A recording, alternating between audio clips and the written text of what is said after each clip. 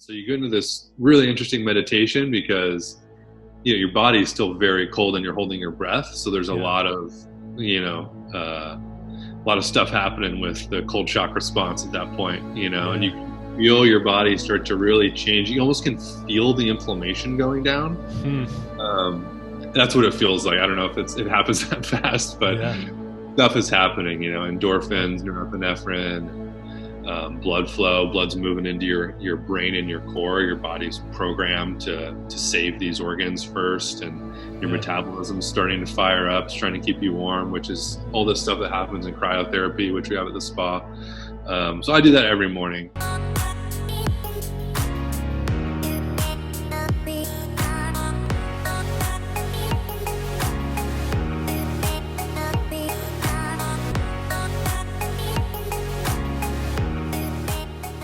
Friends, family, and loved ones, this is Dr. Lance von Stade with SF Heal, and we are here to connect the health and healing profession to more of itself. You'll notice a little rasp in my voice because our guest today, Michael Garrett, invited me to take over the Reboot Spa Instagram page for a move, breathe, meditate session. And anytime I have to breathe and count and try to cue all at the same time, I'm using my voice 3 times as much. And so the little rasp in my throat just shows me that, I did a lot of breathing today, and I'm really excited to now be connecting with Mike. And Michael is the founder and owner of Reboot Spa, and they have multiple locations here in the Bay Area. And we'll talk a lot about flotation tanks. I have a personal background with them, experienced them, and then got introduced to Michael through one of our community members and got along with him right away as soon as we sat down and had that lunch. So I know that this has been coming for a long time, and for us to both show up for each other's communities on the same day just seems serendipitous. So thanks for being here, Michael, and really excited to hear. Excited might not be the word. I'm very curious to hear. We are in the midst of this shelter in place here in San Francisco and now more globally, really. How are you doing with everything as a business owner, as a human, all across the board? Yeah, it's been interesting. Thanks for having me, first off. Yeah. I mean, there's so many adjectives I can think of.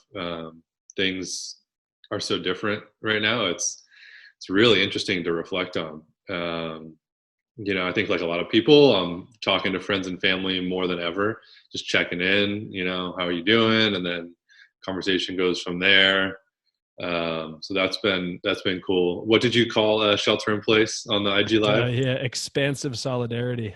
Yeah, love it. Yeah, we need a rebrand of a lot of these words we use. No kidding. Awesome, love it. Liz Markle out in the East Bay, she runs Open Source Wellness, had posted something like that when this all first came down. I was like, oh my gosh, that is spot on. Yeah. Awesome.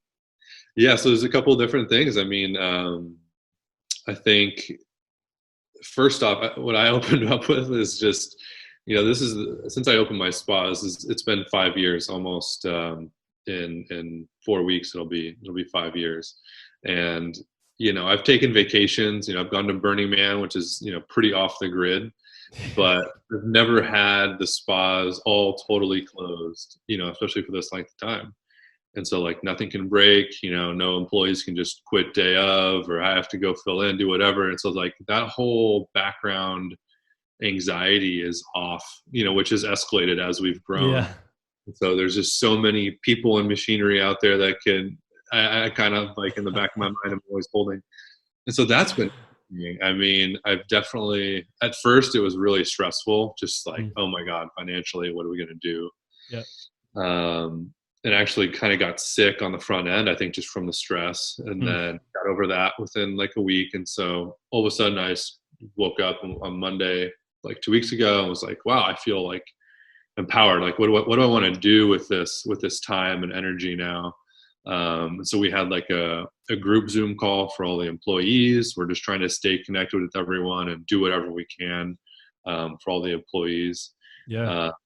And then I reached out to people like you to host our Instagram Live, which I've never done. It's a really big reach for me. I'm not someone who loves to like ask for things and ask for help.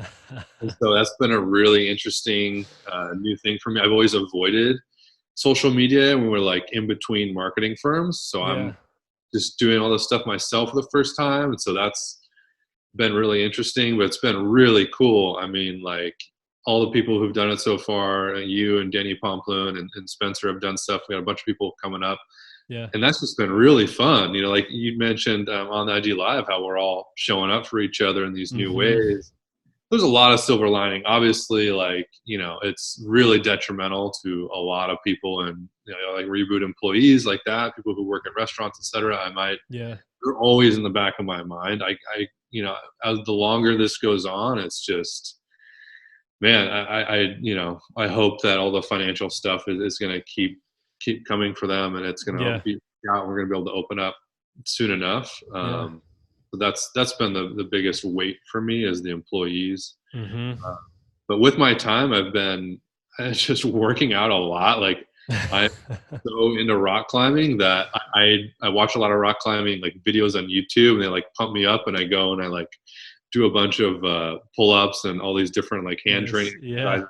I'm just like, I can't wait to get back out there because I'm going to be so strong. I love to Never hear that. achieved Yeah. my grip strength like I am. And so, um, yeah, if anyone out there has never rock climbed, for me, it fulfills so many needs. Mm-hmm. Um, it's endurance, you know, it's cardio, it's strength, it's mobility, and you have to be flexible. And then the mind is this huge aspect. If I come in groggy, I can't figure out there's an infinite number of options you can do with your body on the wall at any time, you know, Yeah. and every problem, every route is a different problem you have to solve with your mind. And you're halfway up, 30 feet up on the wall, and you're tired, and your arms are pumped, and you gotta, like, you know, you gotta really be present.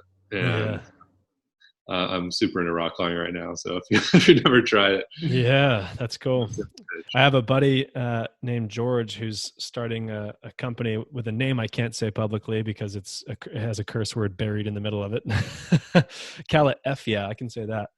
And he's going to be taking people on these adventure trips through all the rivers and swim holes and rock climbing spots that we went to when we were kids. And like I mentioned in the pre-chat, I didn't even know that free-water soloing was a thing because we were just cliff jumpers, and you just climb rocks to cliff jump. And yeah, it's such a freeing endeavor, and I never knew it was a sport, but it makes perfect sense. And we all climb as kids, just yeah, naturally. man, yeah. What I love about rock climbing is you go to the gym, and there's kids of all ages, humans of all ages. There's people 70 years old who've been Yeah. climbing their whole life, and they're ripped, and they're doing hard climbing.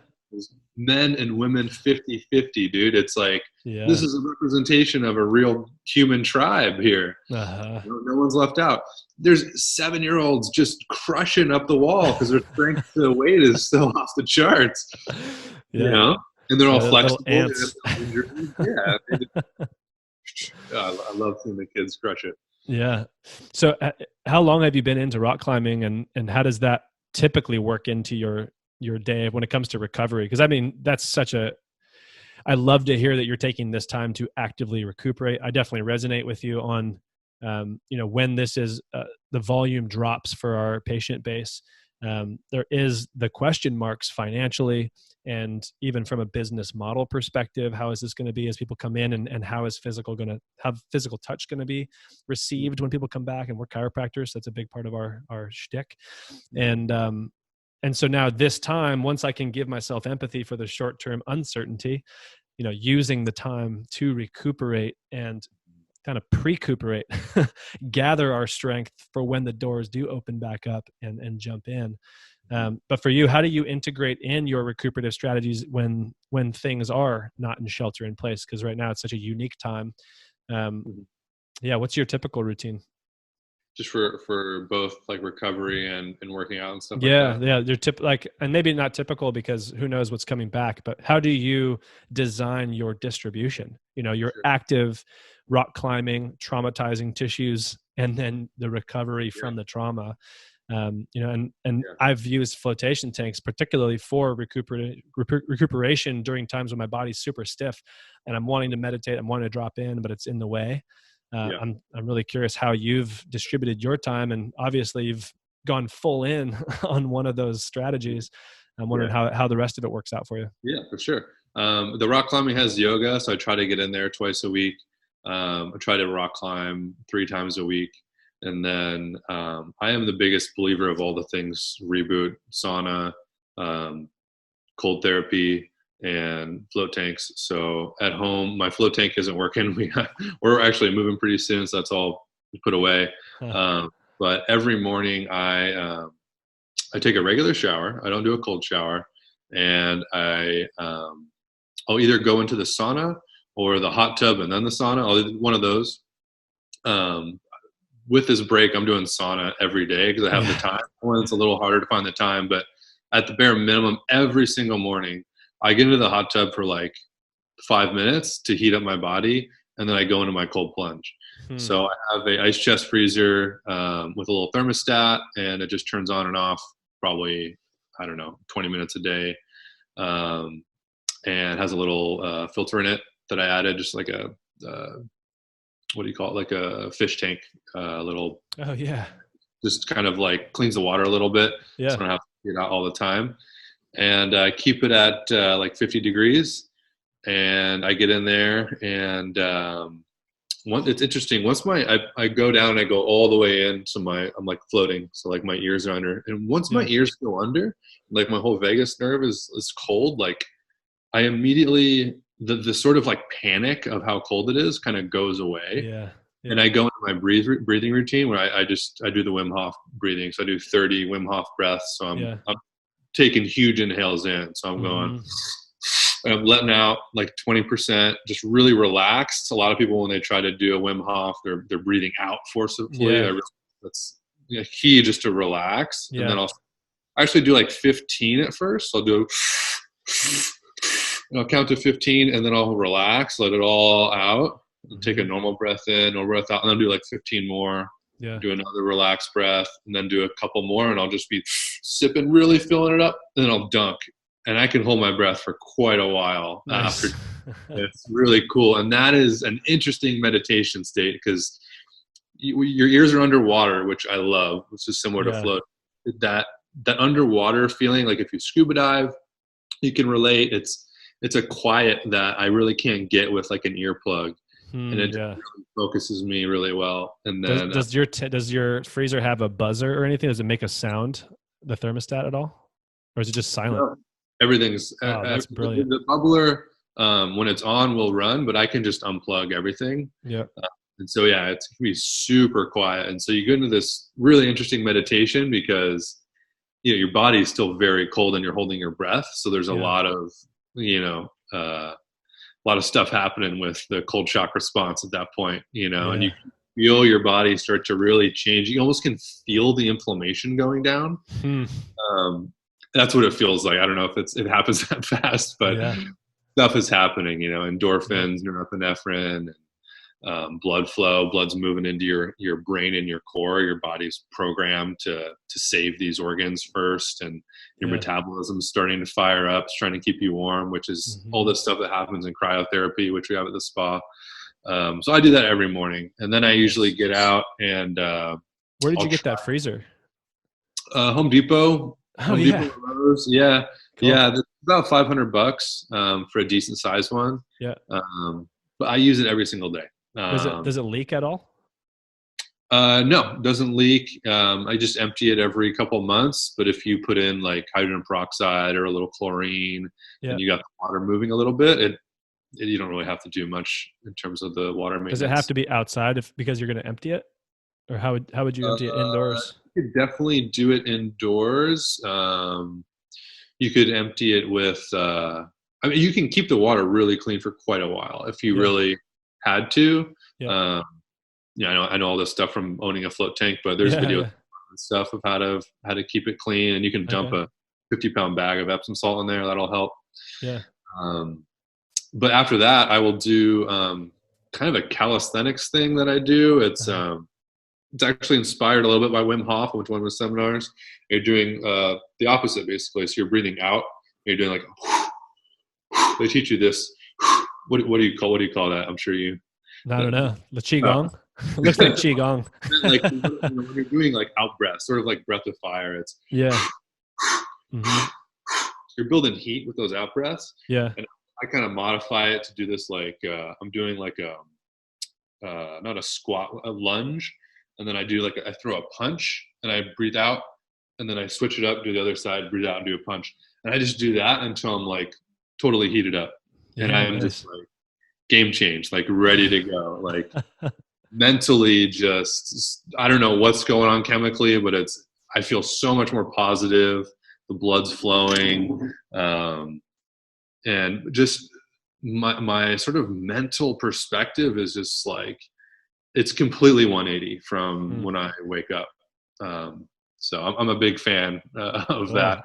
So yeah, I've never thought of the freezer. I mean, I've seen maybe like, I guess I've seen it, but I never really thought about it. And you having one kind of made me think about it, because you have your float tanks indoors, and I've always seen them on people's back patios and things, you know. So being in San Francisco, living in an apartment, basically, seems out of reach. But even if it's just like we siphon the water out to empty it or something, there's got to be ways. Yeah, that's intriguing. I'm a cold plunge guy myself. It's the most rejuvenating experience to me, and but yeah, hard to access if you don't have one just at home. You know, I got to go to hotels that randomly have them, and then the cleanliness is questionable. Yeah, I like them so much more than cold showers. I find the cold shower brutal and not that effective. Yeah.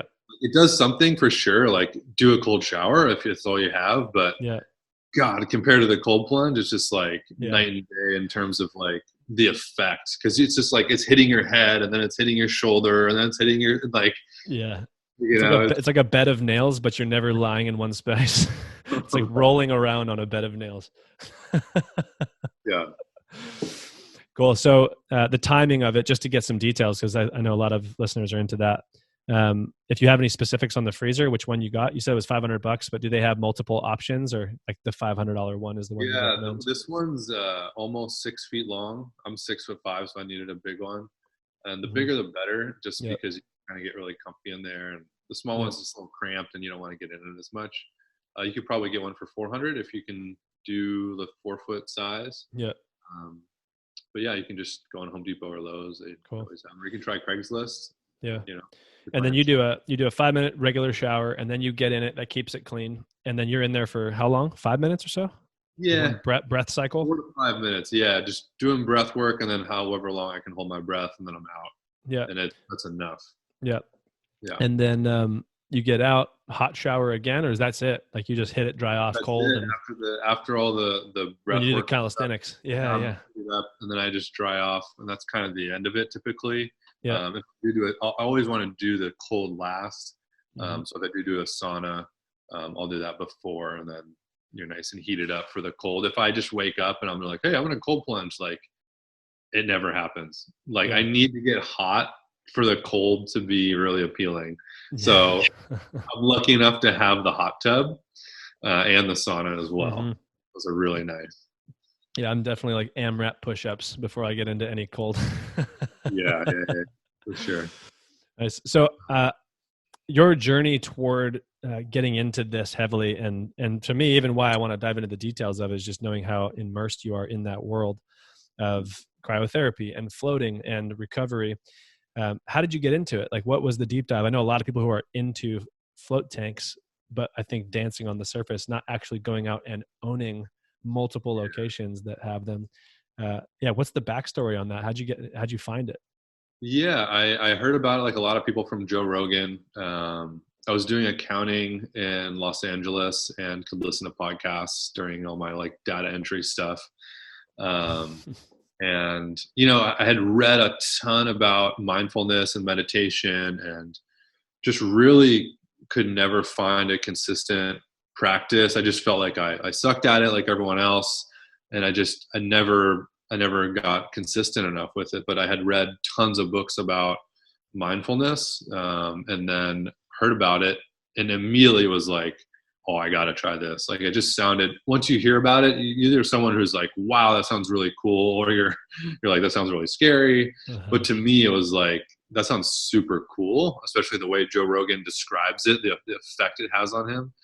So yeah, within like a day or two, I just booked a session, went down to Venice, and got into the tank, and immediately was like not that into it actually for about a half hour, 45 minutes.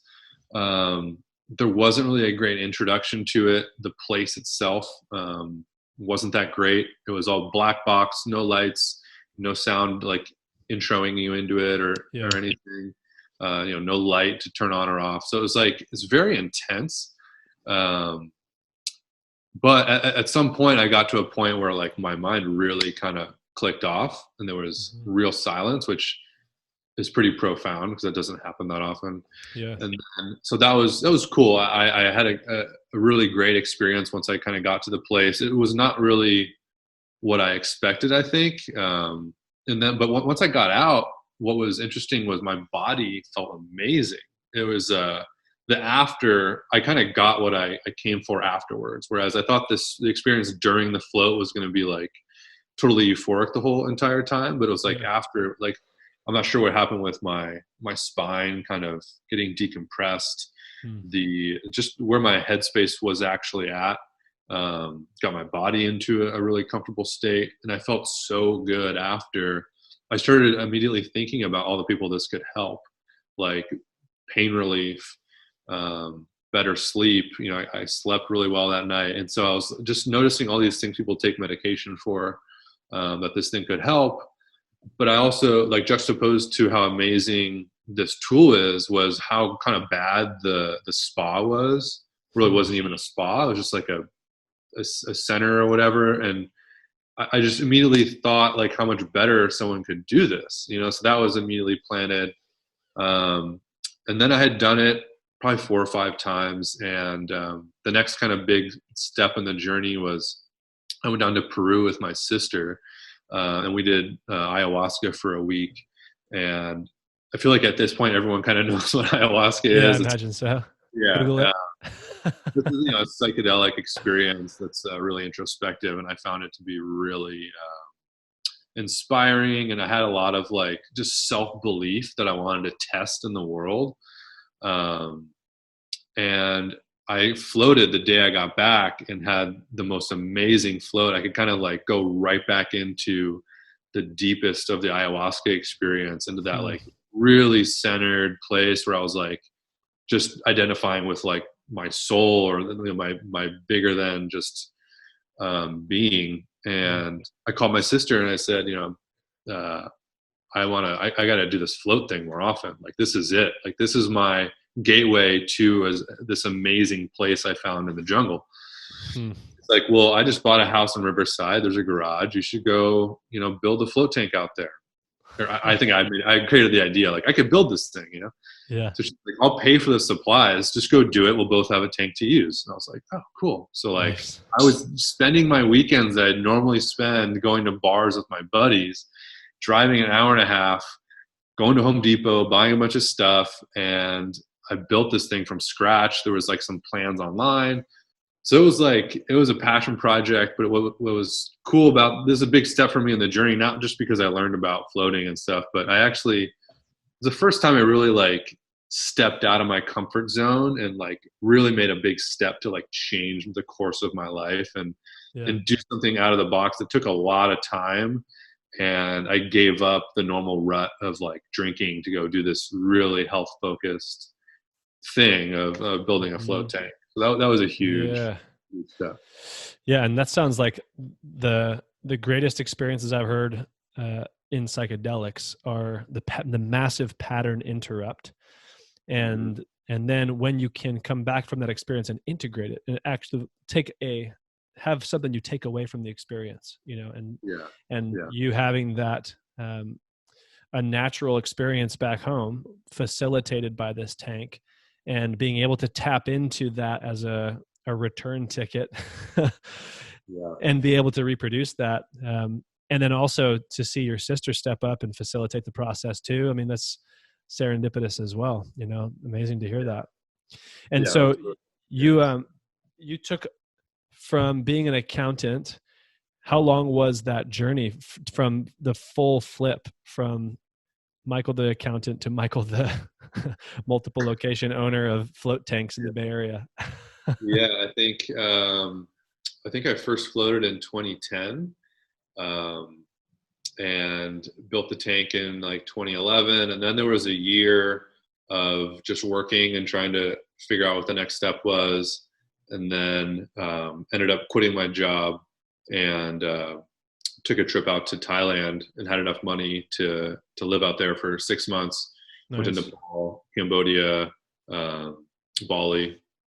And at that point, I was smart enough to quit my job and like plant a stake in the sand and say, hey, I'm making a big change here. I was way too afraid to go, yeah, when I come back, I'm gonna pursue my passion fully. I was way too afraid to make that leap. It seemed way too big. Yeah. But just saying, I basically told myself that I never wanted to work for anyone else again. I wanted to do something, either freelance or start a company. Yeah. And I had taken a graphic design class, and that was sort of my little backup plan. I was going to be, live somewhere super cheap and like make websites and graphic design. In Thailand. Thailand's pretty cheap. Yeah, exactly. It was a great experience, but really quickly into the journey, I had an experience where I just realized really clearly that I was just afraid to do. I knew what I wanted to do with my life. Once I was out there I sold a lot of stuff. It was a crazy kind of psychedelic experience, just traveling solo in Asia. And you're just out there kind of feeling like really like getting a lot of perspective.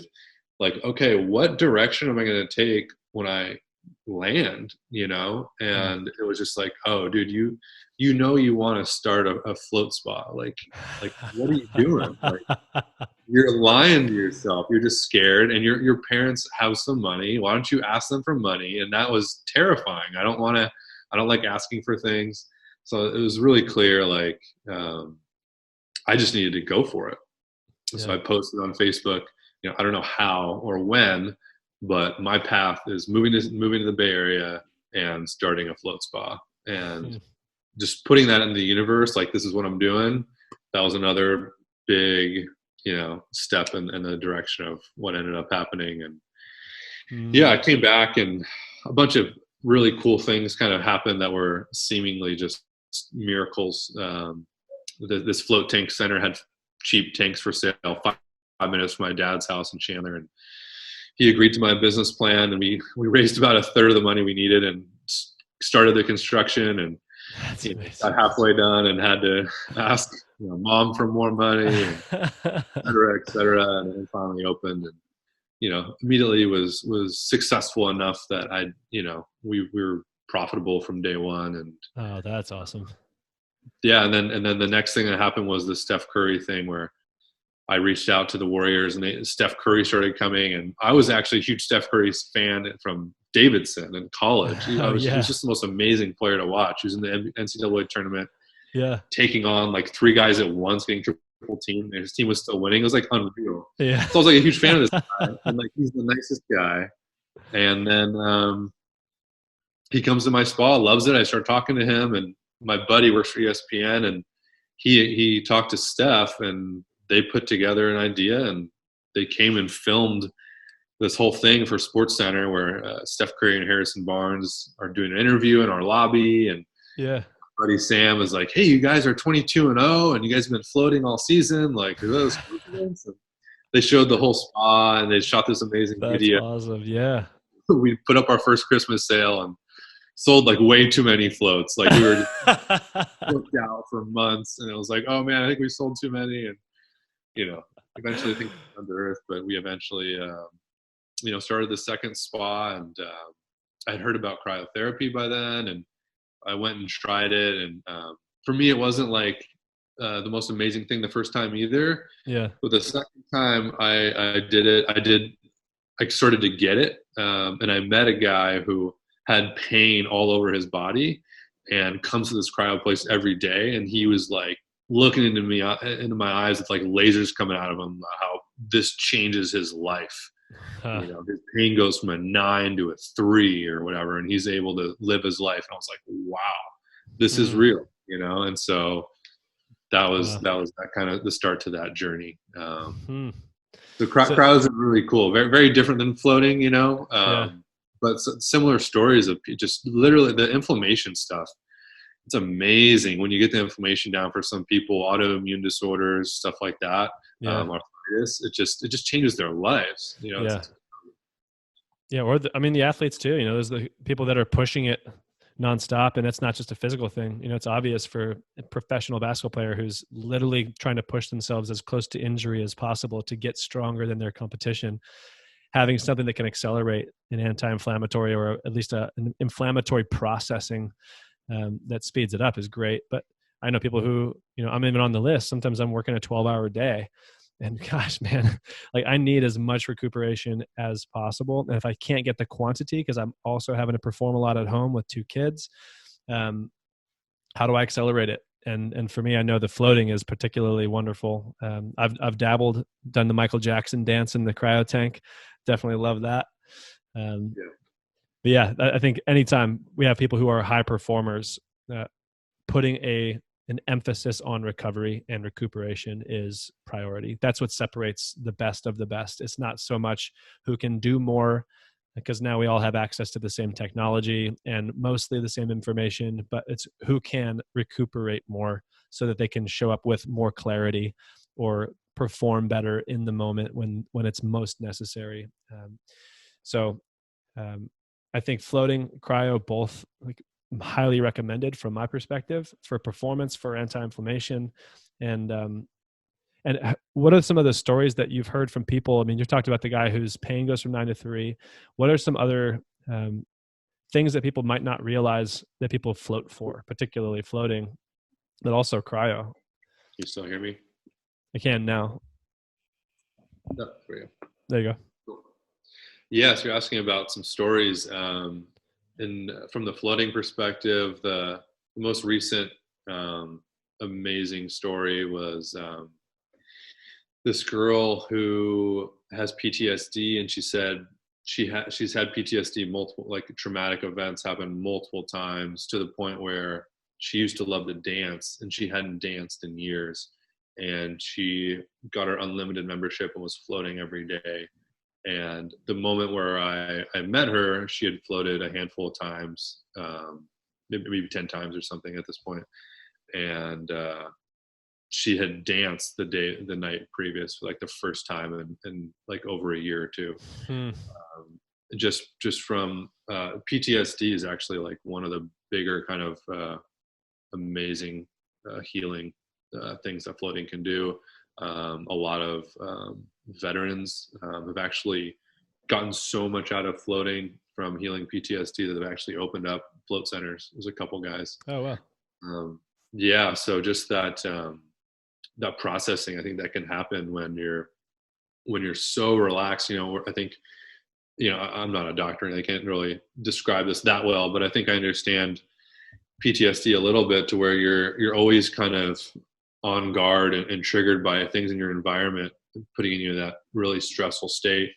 And it's so rare to let that guard down and relax. This is why, MDMA therapy works so well for PTSD as well. We're just allowed to really relax. I mean, I can't relax anything close to as deep as I do in a float tank. It's just magical.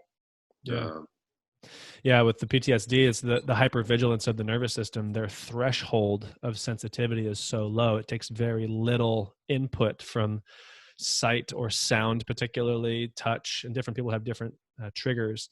But the neural pools are just so sensitive that doesn't take much. And so when you do get into a tank, I imagine, because so many of the stimuli are removed or diminished, that they actually can have clear thought. Let the emotion of fear drop out. That's incredible. Yeah, I like to, that is for me, it's why I like the depth of meditation that I get to, is because even though I don't have PTSD, I still am very attuned to my physical body from how much movement I've done in the past and how much movement cueing I've done, that my body, my insular cortex is very sensitive, and I can perceive subtle I'm very perceptible in my physical body. And therefore, when I do meditation, it can be challenging for me to have a clear mental experience, because my body is so easy to draw my attention. But in Mhm. the float tank, that is when my body can just completely disappear. And even in the tank, I have to do some movement practices to still release some of that tension. Yeah. But dropping in, it does just feel safe to truly let my mind go somewhere else rather than continue to check in with these different parts of myself, my body, physically. Yeah, well put. Yeah. Love it. So a couple of things come up for me. Number one is I don't know if any research exists. A lot of people who listen to this show would be healthcare providers and or people who are looking for outside edge stuff. And I know that things that are new um, often are ahead of the curve and are um, having a lot of anecdotal benefits. And also the research, I know the research is there because it's in PubMed. I've looked some of it up, but is there any just like clean cut stuff that you found that validates this from whether it is for clinical application or what's flying around your world that we might not know about? Yeah, for floating, there's great research being done by Justin Feinstein. He's at the Libor Brain Institute in Oklahoma. They're doing a longitudinal study. Mm-hmm. Their first aspect of the study was just sort of short term, and the results were pretty incredible. They were looking at different anxiety disorders. So his research is super legit. They're doing as much of a double blind as you can do with a float Yeah. tank. Yeah. They're doing it really well. And then on the sort of cold therapy side, the research that I've found is more of a compilation of other research, but Dr. Rhonda Patrick has a Yeah. really great report on her website about Mm-hmm. what she found with cold immersion. Some of the results that are pretty wild that she saw were a 2 to 5x increase in norepinephrine with people who were doing cold immersion or cryotherapy regularly. Yeah. And the norepinephrine is something that increases your mood, focus, and is a really effective anti-inflammatory. I think that's a lot of where the anti-inflammation comes from with cryo and cold therapy. Mm. So those are the two I would point to. Cool. Awesome. And for people who are looking to check you out right now, they're going to have a challenging time with shelter in place, doors aren't open. Yeah. So if they're wanting to experience some of what we're talking about, if maybe they're thinking like, what do you mean my physical body disappears and I have a mental experience? And, what are some things that people can do to supplement to try to adapt a state where they might get close to what they can experience in a float tank or as close as possible? Yeah, I mean, it's hard to really achieve sort of the float aspect where your body is going away completely. That's why it's so valuable, I guess. But I would just point to meditation resources, like Headspace and Calm and Insight Timer, those things. There's a lot of great guided meditations. It's something actually that I'm putting together a series of guided meditations. I'm looking for different meditation teachers who also love floating to create guided meditations for the tank. Yeah. Really excited about that. I think we're going to do like monthly and actually release it to the whole float industry to try to I think it's going to help people who are new to floating really get into it. Because a lot of people have never even meditated or they've only done it a couple times and they don't really get in there and it's like kind of overwhelming. You just get lost in your thoughts. Yeah. I floated last night and I got lost in my thoughts. And then I was like halfway through, like, oh, wow. Like, dude, go back to your breath a little bit. And then, oh, yeah, really could have used like a little guided meditation on the front end. But yeah, I mean, guided meditation, I don't know. What would you suggest? I don't know what else to really suggest in terms of a float. Yeah. I mean, if you can handle cold water and you live in the Bay, that's great. Yeah, it is with shelter in place, essential tasks are kind of the rule of thumb. So it's hard for me to make recommendations other than what could be on that list, but you might be able to get creative and expand with solidarity into spaces that, you got to get outside and get exercise. So for me, I go to aquatic park, go jump in the Bay. I've built up quite a tolerance to cold water, so I can be in there for 10, 15 minutes and not lose it. Yeah. But otherwise, yeah, I've tried bathtubs. I do the same thing, like ears under the water in the bathtub. But Right. with 2 kids, it can be challenging. So I got to negotiate with Monica how often I get to do that. But for me, I think the 3 parts of my practice are move, breathe, meditate. And so if you do movement first, you can start to elongate the tissues and float yourself into your body, instead of a part of your body carrying all the tension of gravity because you've sat in a chair and folded in half. You can elongate. That's the purpose of yoga, is not just to move, but it's actually to introduce movement into areas of the body so that you can move away from them. And then you lie shavasana at the end and basically do, ideally, a float, but instead of in a tank of water with salt, you are floating in your fascia. And if you have done it well enough, and you do it often enough, then you get into some pretty deep states. Yeah, that's true. And most people don't do it often enough, and so they do it, and then their body is feeling sore from doing it, and that's because they've still just begun to unravel that fascial knots and the spiraling scar tissue that a lot of people carry into their yoga sessions. So, It's a moving, great point. I breathing, think meditating. that's probably a big reason why I couldn't meditate early on, especially like now you're mentioning shavasana. Like after a yoga class, I am actually able to meditate. But if I'm just in the middle of the day, I just writing emails and I'm walking around the house, not doing much. If I go to meditate, not much is going to happen. Yeah. So if you're yourself pretty exhausted and stretch everything out, I can actually get to a pretty meditative state, or do breath work as well, like you did IG Live. That was awesome. Yeah, thank you. Yeah, to me, it's again like, how do I accelerate it? Because sometimes, being the owner here, chiropractor, when I go home, I'm dad, so I need to get all my work done here. And if I get a 17-minute break at lunch, it's like, how do I maximize this? I could just sit and meditate for 17 minutes, but I'm probably not going to get as deep, and I'm probably not going to get as much out of it as if I stack some of it. And so I'll open up the window in the office, take my shirt off so I get sunlight, and then I will do some movements, and it's never the same thing. I do have a Shakti mat, which also is like an acupressure mat that I'll lay on, and it's just a stimulus to my body that once I remove that stimulus, then I can perceive even more of my mental process. I'll do breath work to activate my tissues and bring a lot of oxygen to my brain. That makes me hyper aware, so I'm not at risk of falling asleep while I'm trying to meditate.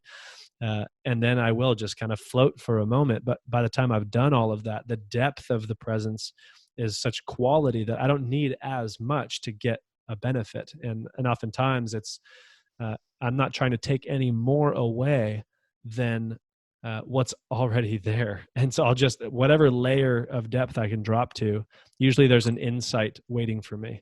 And it can be, oh, that's what I'm supposed to get done right now. Or it's, oh, actually, I've been really hard on myself lately and I don't need any of that. And now that's clear to me. And, worst case scenario, I feel more relaxed and there's no aha moment, but I'm ready for the second shift or whatever. Totally. Yeah. I love that, your expression of having the insight waiting for you. Yeah. I very much relate to that. Yeah. At some point, I realized that personal development is kind of a misnomer, and like revealing ourselves. It was Buckminster Fuller has a quote where we're all born geniuses and the process of life de-geniuses us. And when you realize, oh, wow, I was born a genius, and then I've just layered on cultural norms and rules and negative thought patterns, and like my work is not to put more on or develop myself more, but to just shred all these layers and stories until I'm back to my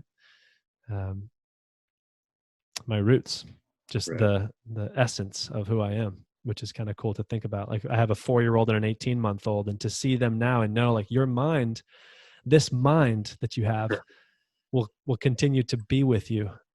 And that mind that I had at your age, this is the same mind. Oh, what a trip.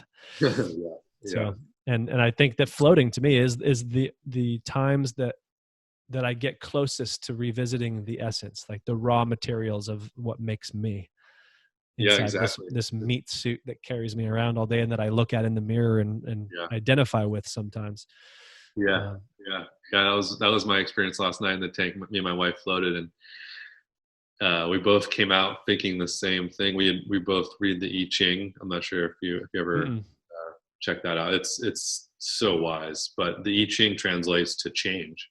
It's mm, really what it's called. And we both had the same thought about how this whole experience. You wake up and you open your eyes and you find yourself in this body, and you're in some time and place, and you have some parents and they're protecting you, and everything's just changed from the whole time. But when you float, you get to this point and you sense this glimmer of something that isn't the change. There's some essence that is almost like always there behind the change.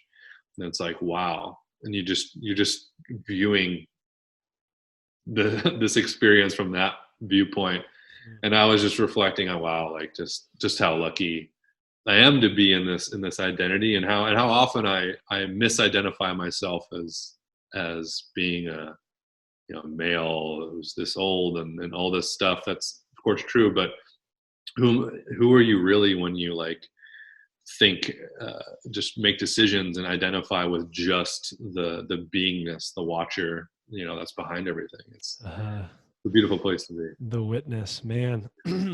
There was a meditation I did, probably the biggest holy shit moment I've ever had in a meditation. I was driving, and that was kind of scary because it was such an aha. It was a witnessing exercise that I was doing in an audio book. It might have been in Sam Harris's Waking Up book or somewhere, Ken Wilber or something, I forget. But it was look down at your legs and see the legs, and then it walks you through, like, look at your hips, look at your chest, look at your arms, but don't identify with them, just notice them separate from you. Keep looking up until you try to look at your head. Somehow try, like, as you're walking up, you look at your head and you realize there is no head. You're headless. That's what it was. It's the headlessness meditation or visualization. Wow. And there was a moment that when I tried to look at my own head, that I realized that I was not the head, and that my eyes weren't in my head and eyes. I was not behind my eyes looking out. That it opened up into the sky, and I was the mountains and the clouds and the sky. It was only, I mean, it probably, if it was timed, it would have been like a tenth of a second. It was just Wow. this, whoa, like, that was really intense, and it's not something you can unlearn. And I think that's a nod to psychedelic experiences. It's like you Yeah. open up some pathways, you create neuronal networks that don't just unwind. Myelin gets laid. That is now a possibility. Yeah. And for me, just recognizing, oh wow, I am so much bigger than this meat suit. I am so much bigger than where my hands can reach, and I don't sit in my cella turcica and look out of my eyeballs. I feel my electromagnetic field that pulses from my heart 5 feet in every direction is also a part of other electromagnetic fields. And man, that's, we could get really deep into all that stuff, but I think if people have not gone there, Yeah. you got to float. Yeah. That's a great way to commute right there. Whatever that meditation is, that's listen to books on tape like that and make your commute a little better. Oh my gosh, man. Yeah. Conscious of that. We started a business and have a community. I imagine some people that listen to this will be part of Kairos training culture. And it's basically focused on the art of chiropractic and evolving the art. But really the vision is elevating human consciousness. And for me, that can be a left brain, evidence-based hierarchy of needs perspective, walking people up the ladder for themselves and then to others. But I can get as woo-woo as anybody. I'm down to explore like the field and disappearing from physical realities. And I got best friends that talk about the fifth dimension like it's the first dimension. And I mean, bridging the gap between all of it. There's some benefit that can be had at every layer and whatever perspective. And the world that you're in, the float tanks, I think has been the biggest gateway for me to find a natural method to visit places that I otherwise can't visit. And when I have those, what I could consider to be an altered state of consciousness, because when I am gravity loaded, my consciousness has less bandwidth to explore itself because it's aware of itself physically. And so that altered perception of my body allows me to have altered perception of my emotional states, my needs, and to jockey to get them more accurately met when I walk out of Reboot. So I can't recommend it enough to people if you haven't tried it. It's such a cool thing. I do recommend Reboot too, because of some of the things you mentioned. I have gone and floated in places where I felt like I was getting locked in a fridge. And if that was my first experience, that would be pretty freaky. And I've had loved ones who have tried it in certain places that didn't onboard them as properly. And I think you guys do a really respectful job. It looks super clean and impressive. And just even as a business owner, I've learned a lot from you guys, just how you lay it out and the design and the intentions. So thank you for doing what you do, man. You inspire me in many ways. Thanks, man. Really appreciate it. Yeah, and that was, it seems obvious to me to like some of the changes that we made compared to like the first place I went to. Just like maybe have a light button inside, you know? Yeah. But all those little details make a huge difference with newcomers. We have an intro video that's really effective, and just telling people, don't touch your eyes. It's like stuff like, gosh, don't man, shave your legs right before you float. Like, don't shave your head before you go. That is a horror story I had. My God. I was having like this blissful morning. I woke up. I think my kids and wife were at grandma's house or something. I got up and exercised, shaved my head, went for a little jog, and then went in to float. And it was just like fire on my head. Don't do that. Yeah. Oh my gosh. Didn't stop me. I still got out and put all the wax on or whatever that stuff is. And good for you. Wow. Made it happen. Didn't ruin my experience, but it was a shock. Yeah, and there's a rule of thumb I like is 10% outside of your comfort zone, and I do think that little things like that, having a light that you can push, that's a sense of safety that someone can revisit. You guys have lights outside the tank and a light inside the tank. You have music that could play, and so you don't have to just go full deprivation. You can step by step walk yourself into yourself, which is pretty cool. Yeah. That was the big test, was like convincing my sister and my mom to like show them the different options available for the different pods or tanks. And they said, that cool egg looking modern thing with the big lid with the cool blue light, like I would get into that. And so that was the tank we went with. Like, that's awesome. Not normal people to do this, not just, it used to be a psychonaut tool, you know what I mean? Yeah. The kind of mission was to just bring this to absolutely anybody. We've had so many people who suffer from claustrophobia get in and have a great experience because it's big, it's spacious, you have control, you can leave the lid open, all that stuff. That's been really cool. Yeah, it reminds me of like the old IMAX. Your guys' tanks, just like it's like well designed and beautiful, and has that little push button. It's pretty badass. I don't Instagram too often, but every time I'm in there, I have to take a picture. It's just like this, just beautiful cool technology. Yeah. Cool. Well, if people want to get a hold of you or find you or reach out either during Shelter in Space or on the other side of it, what are your recommendations for people? Yeah, rebootspa.com, Reboot Spa on Instagram. All the information's there. We have a sale active right now. It's we're doing a 1-for-1 sale for all the nurses and health professionals who are working right now. So if you buy a float right now, it's on sale for you, and then we're gonna gift one to someone in that field. Very nice. So just already reaching out to these people has been a really cool win in my sales. Just gave one to someone who used to come to Reboot and gave her a couple of floats, and she said it, brought her to tears, and it's just like, wow. Cool. It's like the least we can do right now. And it's I think everyone's trying to do what they can to help people kind of on the front lines of this thing. Yeah. I can't imagine what that's like as we go forward and this thing kind of picks up. It's pretty scary situation, and they're on the front lines. So yeah, my wife's at UCSF and feeling it. So We got this, all the love, all the support, and whatever we can do. And if anyone's out there listening and you know ways that we can support, please let us know. For sure. The purpose of this show is to connect the health and healing community to more of itself. And the health and healing community needs a lot of support and a lot of connection right now. So that's why we're doing what we do here. Thanks, Michael, for taking the time to be here, helping us learn more about your business. And we're so local here and neighbors. We're serving a lot of the same people. So thanks for inviting me to be a part of your community too.